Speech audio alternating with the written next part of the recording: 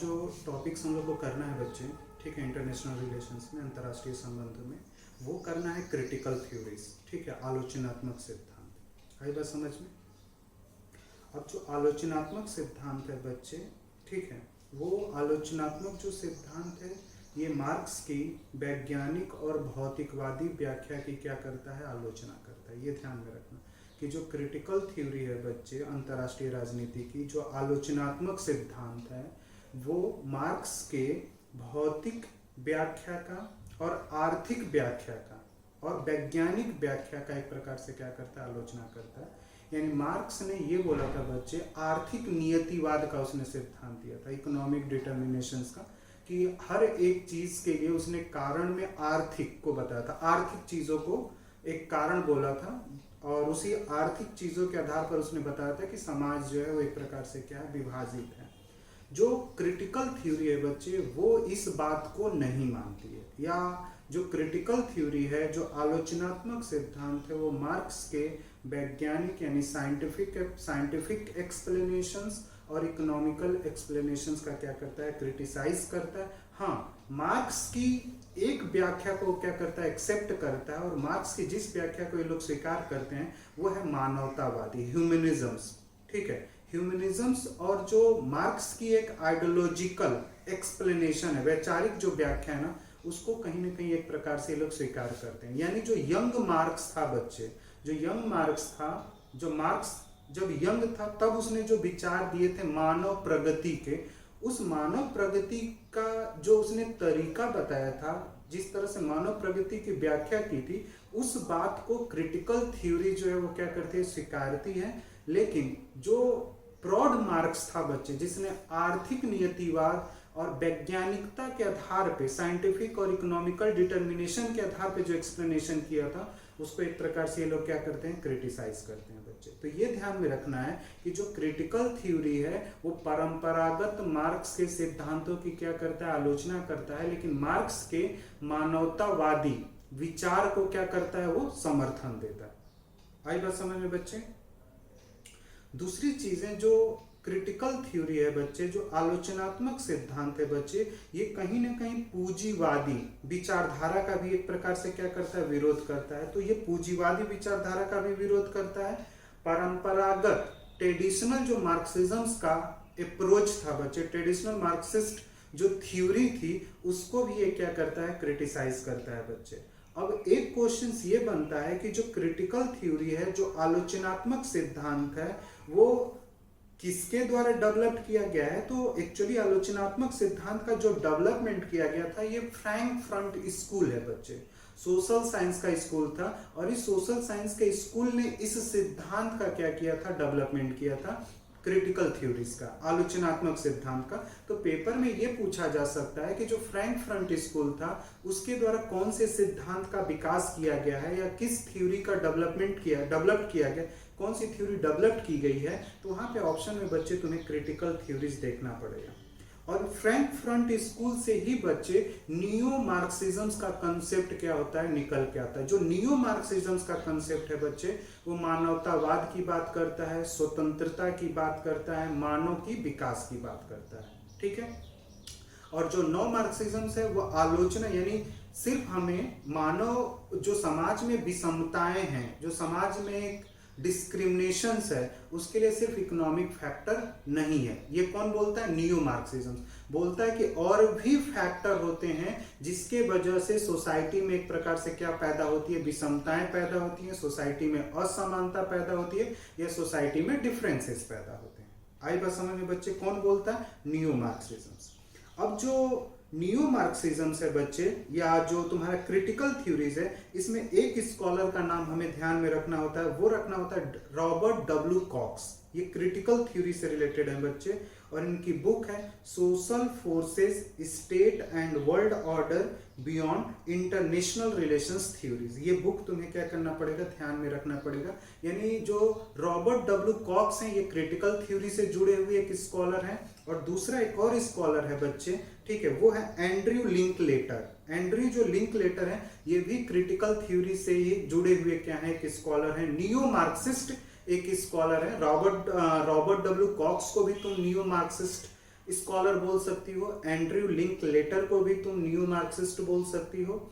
और तुमसे अगर कोई ये पूछता है कि न्यू मार्क्सिज्म क्या है, तो सीधा बोलना जो व्यक्ति की स्वतंत्रता की बात करता है, मानव प्रगति की बात करता है, ठीक है, वही क्या है, न्यू मार्क्सिज्म है। और जो न्यू मार्क्सिज्म है वो एक तरह से उदारवादी विचारधारा को भी क्या करता है, क्रिटिसाइज करता है, लिबरलिज्म को भी क्या करता है, क्रिटिसाइज करता है। और दूसरी चीजें जो यथार्थवाद है, जो रियलिज्म का कॉन्सेप्ट है, उसको भी क्या करता है, क्रिटिकल थ्योरीज क्रिटिसाइज करता है। और ट्रेडिशनल मार्क्सिज्म जो परंपरागत मार्क्सवाद है, उसको भी एक तरह से क्या करता है, क्रिटिकल थ्योरी जो है वो क्या करती है, क्रिटिसाइज करती है बच्चे, ठीक है। और एक तरह से ये लोग पूंजीवादी, क्योंकि पूंजीवादी विचारधारा ये बोलती है कि हमने भी तो मानव प्रगति किया है, लेकिन एक तरह से ये बोलते हैं कि आपके पूंजीवादी विचारधारा के अंतर्गत जितना मानव प्रगति होना चाहिए उतना मानव प्रगति नहीं हुआ। एक प्रकार से मानव का एक प्रकार से उत्थान नहीं हुआ, मानव का एक प्रकार से क्या हुआ है, पतन हुआ है बच्चे। आई बात समझ में। नेक्स्ट उसी में, हाँ बच्चे, हाँ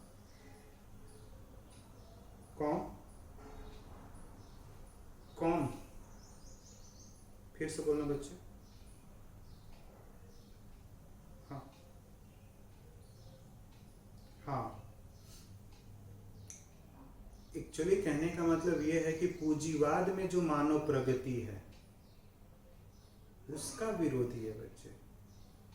पूंजीवादी विचारधारा ये बोलती है कि मानव का प्रगति हुआ है, लेकिन जब तुम देखोगी तो पूंजीवादी विचारधारा में मानव प्रगति में सिर्फ कुछ लोगों की प्रगति हो रही है, एक अधिकतम संख्या जो है उसकी प्रगति नहीं हुई है।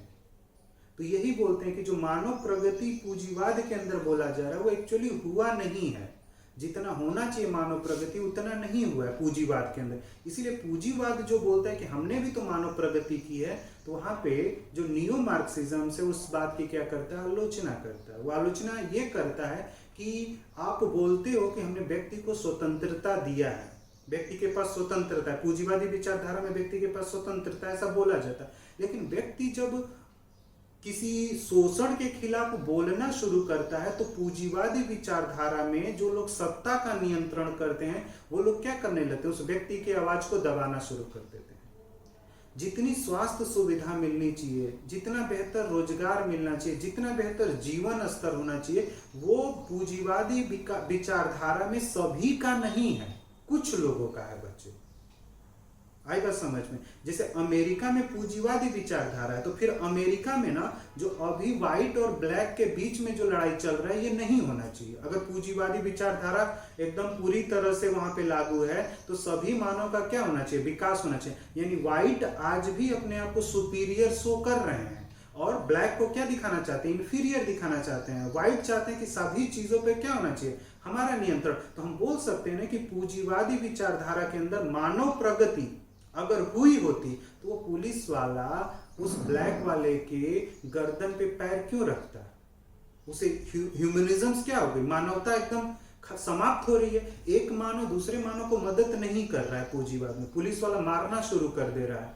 ये अधिकार किसने दिया है, पूंजीवाद किसने दिया उस व्यक्ति को मारने का। जैसे तुम रोड पे जा रही हो और एक लेडीज पुलिस है और तुम्हें थप्पड़ मार रहा है, तो तुम उसका विरोध करोगी ना, उसको थोड़ी अधिकार है तुम्हें मारने का।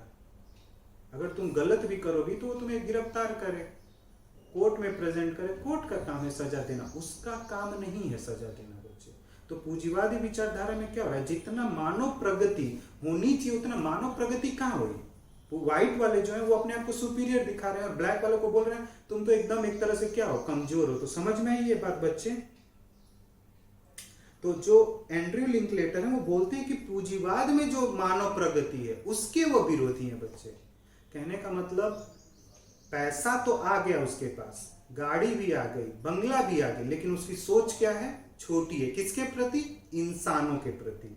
वो इंसानों के साथ किस तरह का व्यवहार करना चाहता है, जानवर के साथ बच्चे। ये पूंजीवाद में बहुत अधिक होता है।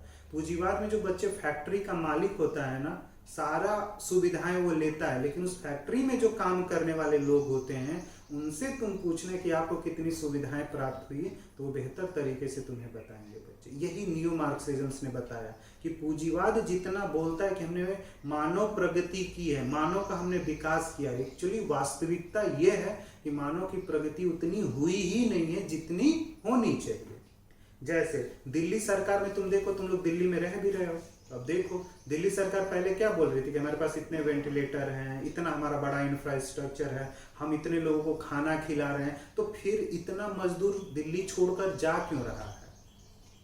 और जो लोग कोरोना से पॉजिटिव हैं, जो कोरोना के बच्चे, तो उन्हें क्यों नहीं हॉस्पिटल में जगह मिल पा रहा है, टेस्ट क्यों नहीं जल्दी जल्दी हो पा रही? तो कहीं ना कहीं बच्चे, आप दिल्ली सरकार क्या बोल रही है, देखिए हमने कितना विकास किया, लेकिन जब ग्राउंड जीरो पे हम जा रहे हैं बच्चे, तो वहां पता चल रहा है यार यहाँ तो बड़ी थोड़े कुछ लोगों का करके, मतलब 100 लोगों में से इन्होंने 10 लोगों को सुविधा देकर ये बोल रहे हैं 10 लोगों के आधार पे कि देखो हमने 100 लोगों को क्या किया है, सुविधा दी है, जबकि वास्तविक रूप में कितने लोगों को मिल रही है? 10 लोगों को मिली, 5 लोगों को। ये पूंजीवादी विचारधारा है। पूंजीवादी विचारधारा में क्या होता है? 8-10 लोगों का कल्याण कर दिया जाएगा और एक इस तरह का मैसेज समाज में भेजा जाता है, किस प्रकार का इंफॉर्मेशंस दिया जाता है समाज को कि देखो हमने समाज में सभी लोगों का क्या कर दिया? कल्याण कर दिया बच्चे। अब एक्यूरेट डेटा है तुम्हारे पास, लगभग अभी आ रहा था कि 17 करोड़ लोग जो हैं वो क्या हो गए हैं? बेरोजगार हो गए हैं। आई बात समझ? लेकिन ये सरकार क्या बोली? देखिए विकास हमने कितना करके दिखा। अरे अगर विकास आपने किया होता तो फिर वो 17 करोड़ लोग बेकार कैसे हो गए? आई बात समझ में? तो जो ये पूंजीवादी विचारधारा होती है बच्चे, ये थोड़ी सी करेगा, थोड़ा सा तुम्हें चीजें देगा और तुमसे समर्थन क्या कर लेगा? उतनी थोड़ी सी चीजों पे तुमसे क्या कर लेता है? ज्यादा समर्थन ले लेता है। इसी को न्यू मार्क्सिज्म के लोग जो हैं वो क्या करते हैं? क्रिटिसाइज करते हैं कि मानव प्रगति के नाम पे एक प्रकार से लोग क्या बोलते हैं? झूठ बोलते हैं, मिथ्य फैलाते हैं, भ्रम पैदा करते हैं बच्चे, और थोड़ी सी सुविधा के बेसिस पर ना ये पूरे जनता की एक प्रकार से क्या कर लेते हैं? सहमति को प्राप्त कर लेते हैं और फिर जनता का क्या करना शुरू कर देते हैं? शोषण करना शुरू कर देते हैं। आई बात समझ में बच्चे? ये पूंजीवादी विचारधारा है। पूंजीवादी विचारधारा में अगर अमेरिका, ऐसा नहीं कि तुम यूरोप में जाओगे तो गरीब नहीं होंगे, यूरोप में गरीब हैं और ठीक ठाक गरीब होंगे। वहां पे तुम्हें पूछना चाहिए कि आपके पास गरीब क्यों है बच्चे? आपने तो बोला था कि पूंजीवादी मॉडल को अगर अपनाया जाएगा तो सभी का क्या होगा? कल्याण होगा। पूंजीवादी मॉडल में क्या होता है? प्रतिस्पर्धा बढ़ती है बच्चे। जो पूंजीवादी मॉडल होता है ना, वहां प्रतिस्पर्धा का बड़ा स्कोप होता है और उस प्रतिस्पर्धा में जो जीतता है उसे तो वो सारी सुविधाएं मिल जाती हैं, लेकिन जो उस प्रतिस्पर्धा में हार जाता है उसका पूरा जीवन क्या हो जाता है? समाप्त हो जाता है बच्चे। जो कैपिटलिज्म है बच्चे, वो किसको बढ़ावा देता है? कंपटीशन को। और जो सोशलिज्म है वो किसको बढ़ावा देता है? कॉपरेशन को, सहयोग को। जब हम लोग उदारवाद और समाज, जब मार्क्सवाद पढ़ा रहा था बच्चे, तो उसमें समाजवाद भी बताया था तुलना करके मैं तुम लोग को, कि समाजवाद किस पर बल देता है? सहयोग पर। और जो पूंजीवाद है वो किस पर बल देता है? प्रतिस्पर्धा पे। और प्रतिस्पर्धा में कौन जीतेगा बच्चे? जो मेरिटेड हैं, जो योग्य हैं, उनके जीतने की संभावना क्या होगी? ज्यादा होगी। क्या भारत में सभी लोगों के पास आर्थिक संसाधन हैं सबके समान? तो उसका आंसर है नहीं। सभी के पास तो आर्थिक संसाधन है ही नहीं, अधिकतम लोगों के पास नहीं है, सिर्फ कुछ लोगों के पास आर्थिक संसाधन है बच्चे। एक आईएएस का बेटा ना आईएएस बन जाएगा, लेकिन एक गरीब का बेटे को आईएएस बनने के लिए ना बहुत मेहनत करना पड़ेगा, क्योंकि एक जो आईएएस का बेटा है बच्चे, उसके पास संसाधन है, वो अपने बच्चे पे संसाधन का खर्च करके अपने बच्चे को तुरंत आईएएस बना सकता, अच्छी शिक्षा देकर। लेकिन एक गरीब जो है वो भी आईएएस बनेगा, लेकिन उससे कहीं ज्यादा उसे संघर्ष करना पड़ता है बच्चे। आई बात समझ में? कभी तुम इलीट सर्विसेज उठाकर देखना, जो बड़ी बड़े नौकरियां होती हैं बच्चों, उनको तुम उठाकर देखना है और उनके बैकग्राउंड को तुम चेक करना है कि इस बैकग्राउंड में आते कौन लोग हैं। गरीब वर्ग से कितने लोग आ रहे हैं और ठीक ठाक वर्ग से कितने लोग आ रहे हैं, तो पता चलेगा कि ठीक ठाक वर्ग से आने वालों की संख्या क्या है? ज्यादा है। तो सोचो बच्चे, जो एक अच्छे घर से निकलकर कल को अफसर बनता है, आईएएस बनता है, आईपीएस बनता है, आईआरएस बनता है, और उसने वो सारी सुविधाएं प्राप्त की हैं और वो भी सुविधाएं उसे आसानी से प्राप्त हुई हैं, तो वो क्या समाज का तुलना किस रूप में करेगा? अरे नहीं, समाज में तो सभी को चीजें मिलती हैं जिस तरह से उसे मिली, जबकि व्यवहारिक रूप में क्या होता है? अलग होता है बच्चे। नहीं मिल पाती है बच्चों को। तो वही चीजें, तो पूंजीवाद समझ में है बच्चे, जो कैपिटलिज्म है वो इतना बोलता है कि हमने तो इतना विकास किया है कि मानो तो हमारी शिकायतें नहीं कर सकता है, लेकिन वास्तविकता में जो क्रिटिकल थ्योरीज थी बच्चे, उसने कहा कि नहीं, मानव की जितनी प्रगति होनी चाहिए, मानव को जितना स्वतंत्रता प्राप्त, हर एक मानव की स्वतंत्रता की बात होती है बच्चे। जो पूंजीवाद होता है वहां पे तो सिर्फ कुछ लोगों की स्वतंत्रता की बात होती है। जैसे जितने अच्छे खासे लोग थे बच्चे, जैसे हमारे यहाँ तो पब्लिक सपोर्ट करके ना माइग्रेटेड मजदूरों को एक जगह से दूसरे जगह भेज रही है, लेकिन इसी बीच में तुमने एक न्यूज देखा होगा बच्चे, सरकार ने जितने भी रिच लोग थे उनके लिए क्या क्या लगा दिया, पूरा नौसेना लगाया गया, भाई जाए, शिप गई लेकर आई, फ्लाइटें गई उन्हें लेकर आई, क्यों? क्योंकि कहीं ना कहीं उनका दबाव तो है सरकार के ऊपर बच्चे। ये पूंजीवादी मॉडल है, पूंजीवादी मॉडल अपना हित निकालने जानता है बच्चे, और मानव प्रगति सही में उस पूंजीवादी मॉडल के अंदर जो लोग हैं उनकी प्रगति कहीं ज्यादा है बाकी की तुलना में बच्चे। आई बात समझ? इसलिए न्यू मार्क्सिज्म क्या करता है बच्चे, आलोचना करता है। और एंड्रयू जो लिंकलेटर हैं बच्चे, उन्होंने इंटरनेशनल पॉलिटिक्स में न्यू मार्क्सिज्म का उन्होंने क्या किया था, उपयोग किया था। ठीक है, न्यू मार्क्सिज्म का उपयोग किया, और जब न्यू मार्क्सिज्म का इन्होंने उपयोग किया तो कहा कि आप जब भी समाज को देख रहे हैं और जब भी आप किसी डिस्क्रिमिनेशंस को या विषमता को या समानता को अगर बता रहे हैं तो किसी एक आधार पे उसको मत आप प्रूफ करिए, कई आधार आप दीजिए।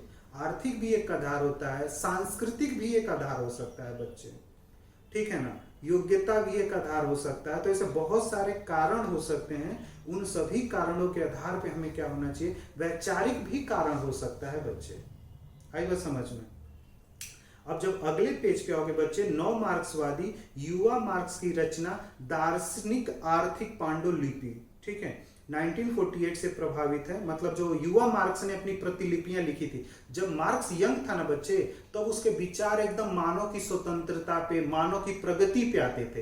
तो उस जब यंग था मार्क्स, जब यंग होते हैं लोग ना, तो वो बहुत अच्छी अच्छी चीजें बात करें। जैसे मैं तुमसे बोलूंगा कि ठीक है कि कल को चलो अगर आप असिस्टेंट प्रोफेसर हो जाती हैं तो क्या आप पढ़ाएंगी, तो आप बोलोगे कि हाँ मैं असिस्टेंट प्रोफेसर अगर हो जाती हूँ सर तो मैं अच्छे से पढ़ाऊंगी, अच्छी चीजें उन्हें सिखाऊंगी, रोज तैयार करके नोट्स जाऊंगी, उनको अच्छी तरीके से चीजों को समझाऊंगी, उनके सारे प्रॉब्लम्स को मैं लूंगी।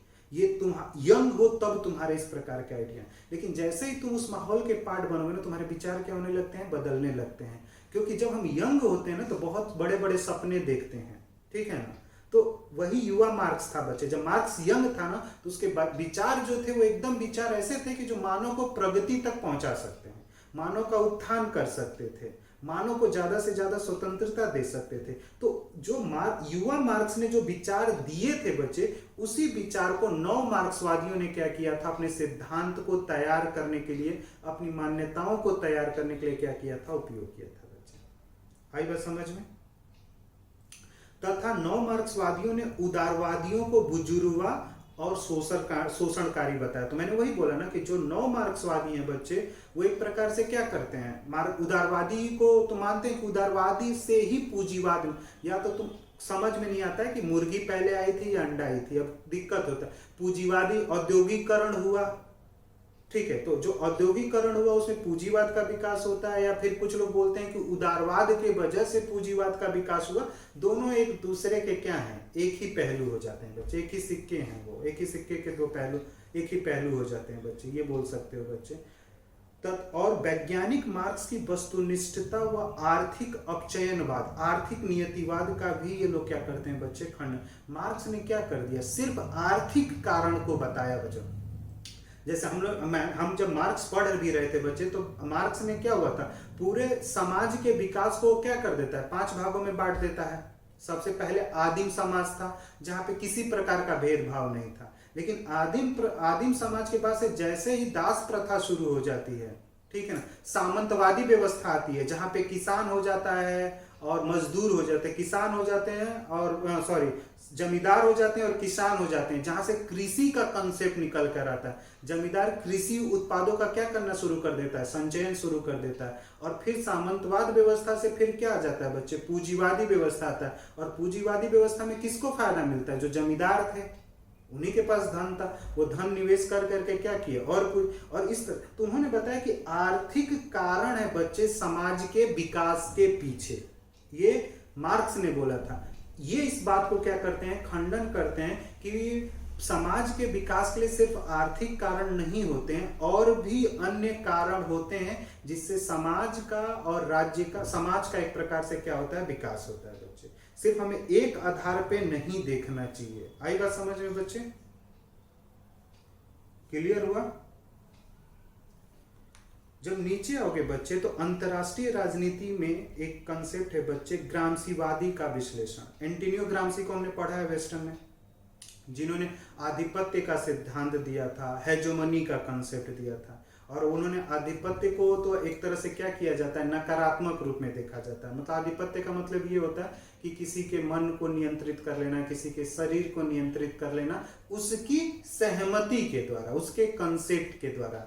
आधिपत्य तभी निर्मित होता है, एंटोनियो ग्राम्सी ने बोला कि जब आप अपनी सहमति देते हैं तभी आपके ऊपर किसी दूसरे का क्या हो सकता है, आधिपत्य हो सकता है बच्चे। तो जो ग्राम्सीवादी विश्लेषण था, जो ग्राम्सीवादी विश्लेषण था बच्चे, क्योंकि जो एंटोनियो ग्राम्सी हैं वो भी मार्क्सवाद की क्या करते हैं, आलोचना करते हैं। तो ग्राम्सी के विचार जो थे बच्चे, वो कहीं ना कहीं नव मार्क्सवाद के विचार को तैयार करने में क्या करते हैं, मदद करते हैं। तो ग्राम्सीवादी, जो ग्राम्सी ने जिस तरह से समाज का एक विश्लेषण किया था, तो ग्राम्सी के विचारों को लेकर रॉबर्ट डब्ल्यू कॉक्स ने भी एक प्रकार से क्या किया था, समाज का एक अंतरराष्ट्रीय राजनीति का उन्होंने क्या करने की कोशिश की थी, विश्लेषण करने की कोशिश की थी। और उनकी एक बुक है बच्चे, approach to the world order, productions, power and world order. ये उनकी बुक तुम्हें ध्यान में रखना है, रॉबर्ट डब्ल्यू कॉक्स की ये बुक है बच्चे। आई बात समझ में? और रॉबर्ट कॉक्स के अनुसार उन्होंने बताते हैं बच्चे, जो साम्राज्यवाद है वो सहमति के द्वारा कायम रहता है। यानी अगर किसी को मुझे अपना उपनिवेशवाद बनाना है, भारत जो है वो किसी देश को क्या करना चाहता है, अपना एक उपनिवेशवाद बनाना चाहता है, या भारत अपने साम्राज्य का क्या करना चाहता है, विस्तार करना चाहता है। तो भारत अपने साम्राज्य का विस्तार तभी कर पाएगा जब वो दूसरा देश भारत को अपनी क्या करे, सहमति दे। तो सहमति से ही बच्चे कोई देश किसी दूसरे देश का उपनिवेशवाद बन जाता है। सहमति से ही बच्चे कोई देश अपने साम्राज्य को क्या करना शुरू कर देता है, फैलाना शुरू कर देता है। जैसे चीन है बच्चे, चीन ने पाकिस्तान के अंदर इन्वेस्ट किया, तो चीन ने जब पाकिस्तान के अंदर पूंजी को निवेशित किया, तो कहीं ना कहीं पाकिस्तान की सहमति तो होगी ना, कि बिना पाकिस्तान की सहमति का वो ले जाकर पाकिस्तान में ग्वादर बंदरगाह का निर्माण करना शुरू कर दिया। चीन इकोनॉमिक जो कॉरिडोर है, ठीक है, चीन पाकिस्तान जो आर्थिक गलियारा है, उसका निर्माण चीन ने अपने मर्जी से करना शुरू कर दिया। ऐसा तो नहीं हुआ होगा, वो अगर किया होगा बच्चे तो कहीं ना कहीं पाकिस्तान की क्या है, सहमति है। तो जो साम्राज्यवाद होता है बच्चे, कोई देश किसी दूसरे देश की कॉलोनी है, उपनिवेशवाद है, तो इसलिए कॉलोनी की उस देश ने अपनी सहमति दी, अपना कंसेंट दिया है। इस वजह से बच्चे आप क्या है, साम्राज्यवाद है, एम्पिरिकलिज्म है। जैसे तुम लोग बोलते हो कि ये व्यक्ति मेरा क्या कर रहा है, शोषण कर रहा है। वो जो व्यक्ति तुम्हारा शोषण कर रहा है, तुम्हारा एक्सप्लॉइटेशन कर रहा है बच्चे, वो इसलिए एक्सप्लॉइटेशन कर पा रहा है कि तुम अपना उसे कंसेंट देते हो कि तुम मेरा क्या करो, एक्सप्लॉइटेशन करो। आई बात, उसमें कहीं ना कहीं एक कंसेंट होता है बच्चे। कुछ लोग बोलते हैं ना, मेरे साथ तो बहुत बुरा हो गया, गलत हो गया। अरे भाई, गलत कैसे हो गया? जो गलत कर रहा था तुम्हारे साथ, तो तुमने उसे क्यों नहीं रोका? तो कहीं ना कहीं तुम्हारा एक म्यूचुअल कंसेंट होगा, आपकी आम सहमति होगी, एक जनरल कंसेंट होगा, तभी तो वो तुम्हारा क्या कर रहा है, शोषण कर रहा है। वरना वो शोषण कैसे कर लेता? तुम खुद एक स्वतंत्र हो, तुम्हारा शरीर है, तुम्हारा मन है, तुम्हारा विवेक है, तो दूसरा तुम्हें कैसे नियंत्रित कर रहा है? दूसरा तभी नियंत्रित कर पा रहा है बच्चे जब आप अपना क्या कर रहे हो, उसे एक कंसेंट दे रहे हो बच्चे। तो अगर किसी देश में साम्राज्यवाद था बच्चे, साम्राज्यवाद था, तो वो कहीं ना कहीं उस देश की क्या थी, सहमति थी। अब बोला जाए कि भारत में अगर अंग्रेजों ने, भारत में अंग्रेज आए व्यापार करने के पीछे, तो व्यापार के लिए उन्होंने क्या किया, आपसे परमिशन लिया, आपने व्यापार के लिए परमिशन दिया, यानी आपने सहमति दी। और जब आपने सहमति दे दिया तो धीरे धीरे वो क्या हो गया, आपके आंतरिक मामलों में हस्तक्षेप करने लग गया, एक बाहर का व्यक्ति। और आपने उसका क्या किया, समर्थन किया, उसका आपने विरोध नहीं किया। और धीरे धीरे वो आपके आंतरिक कमजोरियों का फायदा उठाकर क्या बना लिया, आपको गुलाम बना लिया और आपका शोषण करना शुरू कर दिया।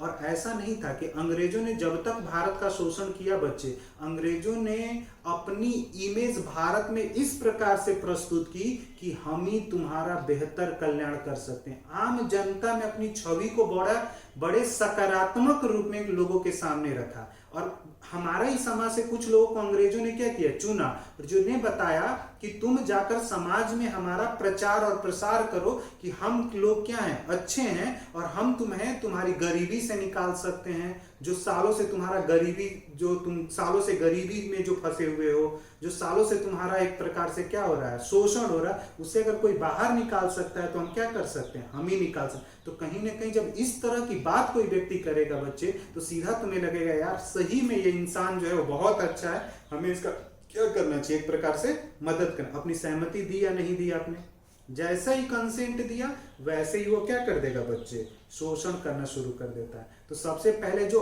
अंग्रेज जब भारत में है तो व्यापार कर रहे थे, जब व्यापार कर रहे थे तो उसमें जो लोग काम करने वाले लोग थे उनके जीवन स्तर बड़ा अच्छा, लाइफ स्टाइल जो था वो बड़ा अलग था। तो बाकियों को भी एक तरह से मोटिवेट किया, अरे अंग्रेजी के साथ काम करने में यार अंग्रेजी बोलने को मिलता है, खाने को अच्छा मिलता है, पहनने को अच्छा मिलता है, लाइफ स्टाइल देखो इनकी कितनी अच्छी होती है, बाहर यूरोप घूमने का मौका मिलता है। ये तो सभी व्यक्ति में एक आकांक्षा होती ही है कि हम बाहर जाएं, बाहर देखें, बाहर के लोगों से मिलें। तो ये उन्होंने क्या कर लिया, भारतीयों के ऊपर एक कॉमन सेंस का डेवलपमेंट किया, कॉमन सेंस के बेसिस पर, एक सामान्य समझ के बेसिस पर आपसे क्या कर ली, एक सहमति ले ली, और उस सहमति पर बच्चे उन्होंने क्या कर दिया, शोषण करना शुरू कर दिया। तो जो सामान्य सहमति ली जाती है बच्चे, वो साम्राज्यवाद के हित में ली जाती है, ऐसा रॉबर्ट डब्ल्यू कॉक्स ने बोला था। और रॉबर्ट डब्ल्यू कॉक्स ये जो कंसेप्ट लेकर आ रहे हैं बच्चे, वो कंसेप्ट किससे लिया था, एंटोनियो ग्राम्सी से बच्चे। ग्राम्सी ने भी क्या किया था,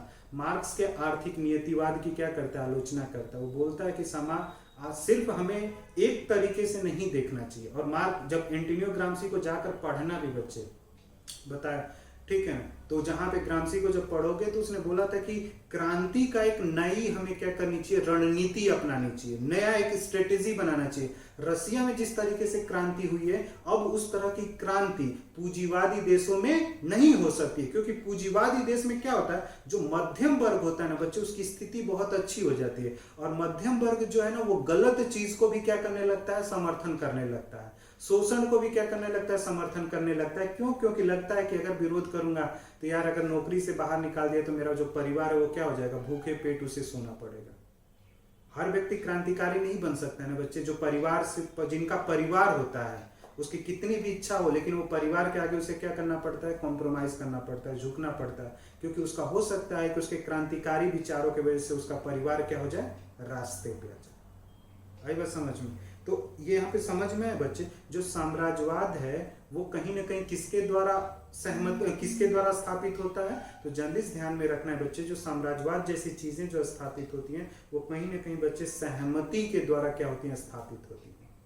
ठीक है, क्लियर यहाँ तक बच्चे, ठीक है। और अगले जब पेज पे आओगे तो साम्राज्यवादी व्यवस्था के द्वारा समाज में एक आम सहमति निर्मित की जाती है तथा यह प्रचारित और प्रसारित किया जाता है कि यह व्यवस्था सभी के लाभ के लिए। बताया ना ये तुम लोगों को कि साम्राज्यवादी जो लोग होते हैं, जो उपनिवेशवादी देश होते हैं, वो दूसरे देश में जाकर ये बताते हैं कि अरे हम तो सब कुछ सही कर देंगे, आपको किसी भी प्रकार की क्या होगी, समस्या नहीं होगी। लेकिन व्यवहारिक रूप में नहीं होता। हाँ, कुछ लोगों का कल्याण कर देंगे, लेकिन बाकी वही लोग गरीब हैं। आज भी गरीबी का अगर परसेंटेज निकाला जाए तो जब देश आजाद नहीं हुआ तो उससे पहले भी गरीबी उतनी ही थी और आज भी गरीबी उतनी ही होगी। उसमें से कुछ लोग निकले होंगे, बहुत ज्यादा हमने 75 सालों में नहीं निकाल पाए हैं। ठीक है, 75 साल हो जाएगा आने वाले कुछ टाइम में। ठीक है, और हमने जितना हमें गरीबी से लोगों को बाहर निकालना चाहिए उतने हम लोग नहीं निकाल पाए। तो ये समझ में आए, साम्राज्यवाद जैसी चीजें जो होती है वो कहीं ना कहीं सहमति से।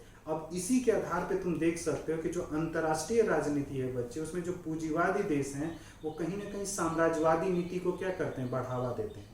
अब चाइना जो है वो कहीं ना कहीं जब न्यूज़पेपर पढ़ोगे तो जो चाइना की नीति है वो भी क्या है, साम्राज्यवादी ही नीति है। वो क्यों अपने साम्राज्य को बढ़ाना चाहता है, भारत की सीमा का अधिग्रहण करना चाहता है, चीन के अंदर आ जाना चाहता है, श्रीलंका में चला गया, मालदीव में, यहाँ क्यों, क्योंकि उसकी देश की जितनी आवश्यकताएं हैं वो आवश्यकताएं चीन से पूरा नहीं हो सकती हैं, तो उसे और भी देशों का क्या करना पड़ेगा, दोहन करना पड़ेगा, शोषण करना पड़ेगा, तब जाकर चीन के लोगों की क्या कर सकता है, आवश्यकताओं को पूरा कर सकता है। ब्रिटेन इसलिए नहीं 73-74 देशों को अपना एक कॉलोनीज बनाया था, उपनिवेशवाद बनाया था बच्चे, क्योंकि ब्रिटेन में आवश्यकताएं बढ़ रही थी और ब्रिटेन में इतनी क्षमता नहीं थी कि वो ब्रिटेन के लोगों की क्या कर सके, आवश्यकता को पूरा कर सके। इसलिए ब्रिटेन निकला और अपने साम्राज्य को क्या किया, फैलाना शुरू किया, उनके प्राकृतिक संसाधनों का दोहन किया, उनके मानव संसाधनों का दोहन किया और ब्रिटेन के लोगों को क्या किया, सुख सुविधा दी बच्चे। तो कहीं ना कहीं साम्राज्यवादी नीति से भी बच्चे राष्ट्रीय हितों की क्या होती है, पूर्ति होती है बच्चे। कहीं ना कहीं साम्राज्यवादी नीति जो है वो किसी देश को विदेश नीति में एक प्रकार से क्या करता है बच्चे, मदद करता है। आई बात समझ में बच्चे? क्लियर हुआ इतना? ये पूरा क्लियर हुआ। अब इनकी अगर देखा जाए क्रिटिकल थ्योरीज की मान्यताएं, तो ये आमूल लोकतंत्र का समर्थन है। आमूल लोकतंत्रवादी मतलब जो लोकतंत्र में क्या होता है कि लोगों का शासन होना चाहिए, लोगों के पास स्वतंत्रता होनी चाहिए, ये रेडिकल परिवर्तन की बात करते हैं बच्चे। वैसे तो हर एक व्यक्ति, लोकतंत्र है, लेकिन क्या हर एक व्यक्ति को बोलने का अधिकार दिया जाता है लोकतंत्र में? जैसे ही तुम इसी देश में तुम अगर सरकार के खिलाफ बोलना शुरू कर दो, ठीक है, तो कुछ लोग जो सरकार के समर्थन है वो तुम्हें सीधा क्या डिक्लेयर कर देंगे, एंटी नेशनलिस्ट है बच्चे, ठीक है ना। आपको क्या डिक्लेयर कर दिया जाएगा, एंटी नेशनलिस्ट आपको डिक्लेयर कर देंगे बच्चे, ठीक है। राष्ट्रद्रोही आपको घोषित किया जा सकता है। क्यों? क्योंकि आप सरकार से क्या कर रहे हैं, प्रश्न कर रहे हैं, सरकार से आप प्रश्न पूछ रहे हैं। लोकतंत्र में, जबकि लोकतंत्र की मान्यता होती है कि वहाँ स्वतंत्रता का अधिकार होता है, बोलने का अधिकार होता है, अपनी सहमति देने का अधिकार होता है अपनी इच्छा के अनुसार, लेकिन फिर क्या होता है कि अगर देखा जाता है लोकतंत्र में तो ऐसी चीज, लोकतंत्र में बोला जाता है कि मानव प्रगति का, ये जो बोलते हैं क्रिटिकल थे ना कि रेडिकल डेमोक्रेसीज के लोग क्या है, समर्थन है बच्चे, आमूलकारी लोकतंत्र, मतलब एकदम प्योर लोकतंत्र की मूल्यों को हमें क्या करना चाहिए, लागू करना चाहिए। ये लोग व्यक्ति की स्वतंत्रता पे बल देते हैं, व्यक्ति की स्वतंत्रता, और व्यक्ति की स्वतंत्रता, सामाजिक स्वतंत्रता, आर्थिक स्वतंत्रता, राजनीतिक स्वतंत्रता और उसकी सांस्कृतिक स्वतंत्रता और उसकी धार्मिक स्वतंत्रता, ये सब उस व्यक्ति को प्राप्त होनी। स्वतंत्रता का मतलब क्या है, जीएस मिल के अंदर, यानी मेरे शरीर और मेरे मन पर मेरा नियंत्रण होना चाहिए। जबकि तुम इस लोकतंत्र में देखोगे, अरे नहीं नहीं, मेरा शरीर है और मेरा मन है, लेकिन मेरे शरीर और मेरे मन पे मेरा नियंत्रण न होकर मेरे परिवार का नियंत्रण है। खास तौर से लड़कियां इस चीज को बेहतर तरीके से समझेंगे। जो पैट्रियाटिक सोसाइटी है, ठीक है, जो परंपरागत परिवार होता है बच्चे, वो घर के जो पेरेंट्स होते हैं वो उस लड़की के लिए लड़का ढूंढते हैं। उस लड़की से नहीं पूछा जाता, उस लड़की से सहमति नहीं ली जाती कि इस लड़के से आप शादी करना चाहती हैं या नहीं करना चाहती। तो कहने का मतलब तुम्हारे मन पर भी नियंत्रण तुम्हारा नहीं है, किसी और का है बच्चे। जबकि ये लोग बोलते हैं कि नहीं, एकदम जो क्रिटिकल थ्योरीज वाले हैं बच्चे, वो तो बोलते हैं कि नहीं, पूरी स्वतंत्रता होनी चाहिए। और तुम्हें दिखेगा कि पूरी स्वतंत्रता नहीं है। और ये हो सकता है कि बोला जाए कि इसलिए तुम बोलोगे कि नहीं मैं डिसाइड करूंगा, लेकिन हो सकता है कि तुम्हारी बात को इस आधार पर दबा दिया जाए कि तुम अभी पूरी तरह से मैच्योर नहीं हो और तुमने अभी दुनिया को बहुत बेहतर तरीके से नहीं देखा है, तो तुम्हारे कल्याण के लिए कौन बेहतर हो सकता है वो मैं बेहतर तरीके से चुन सकता हूं। ये बात रखकर तुम्हारी बात को क्या की जा सकती है, दबाई जा सकती है। आई बस समझ में? तो ये लोकतंत्र में होता है। ये बोलते हैं, क्रिटिकल थ्योरीज बोलते हैं, रेडिकल डेमोक्रेसीज में ऐसा नहीं चलेगा भाई। उस व्यक्ति को क्या होनी चाहिए, पूरी आजादी होनी चाहिए। और ये लोग क्या होता है बच्चे, अंतरराष्ट्रीय राजनीति में ये लोग वैचारिक कारक को भी क्या करते हैं, इंपॉर्टेंस देते हैं। जो वैचारिक कारक होता है उसको भी ये लोग क्या करते हैं, इंपॉर्टेंस देते हैं। इंटेलेक्चुअल जो फैक्टर्स होते हैं उसको भी महत्व देना चाहिए। और ये लोग बच्चे अंतरराष्ट्रीय राजनीति में वर्ग, जैसे मार्क्स तो क्लास की बात करता है, ये क्लास की बात नहीं करते हैं। ये बोलते हैं कि अंतरराष्ट्रीय राजनीति में जितना भी कार्य किया जाए उससे मानवीय उत्थान होना चाहिए। अंतरराष्ट्रीय संबंधों को ये इस रूप में देखते हैं, अंतरराष्ट्रीय राजनीति को इस रूप में देखते हैं बच्चे कि अंतरराष्ट्रीय राजनीति में अगर कोई भी देश किसी भी देश के साथ अगर संबंधों को बेहतर करना चाहता है या कर रहा है, उस संबंधों से कहीं ना कहीं एक प्रकार से क्या होना चाहिए, मानवीय विकास होना चाहिए बच्चे। आई बात समझ में? समझ में आया क्रिटिकल थ्योरीज? तो क्रिटिकल थ्योरीज में बस बच्चे इतना ही था। अब एक थ्योरी और हमें करनी है, सोशल कंस्ट्रक्टिव थ्योरीज करनी है, फेमिनिज्म्स पढ़ना है और पोस्ट मॉडर्नाइजेशंस पढ़ना, उत्तर आधुनिकतावाद पढ़ना, तो 2-3 छोटे छोटे हैं, तो वो हम लोग कल करेंगे, ठीक है। और क्वेश्चंस जो मैंने कल भेजा था आप लोगों को, उस क्वेश्चंस पे एक प्रकार से क्या कर लेते हैं, डिस्कशन कर लेते हैं। तो आज की क्लास में बस इतना ही बच्चे।